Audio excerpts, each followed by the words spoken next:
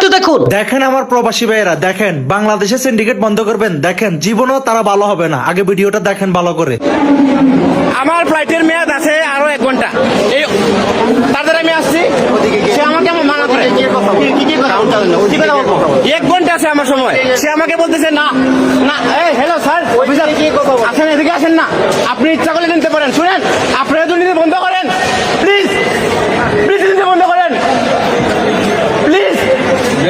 একটা প্রবাসীর পুরো লাইফ জানেন আপনারা, জানেন পুরো লাইফ একটা প্রবাসীর সময় আছে আর 1 ঘন্টা। আপনারা কেন আমার মান নেবেন না?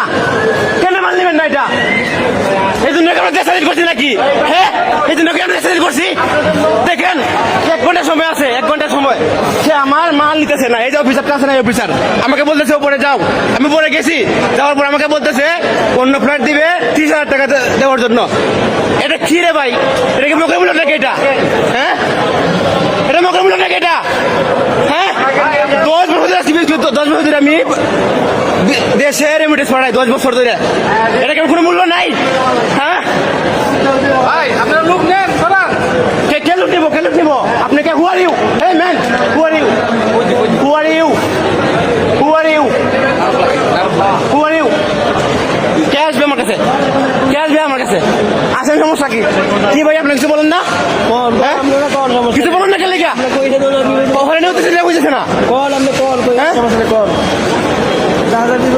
স্যার, স্যার আমার সময় আছে আর 1 ঘন্টা। স্যার, সে আমার কাছ থেকে আমাকে বলতেছে উপরে যাও। আমি উপরে গেছি, আমাকে বলে 30,000 টাকা দাও।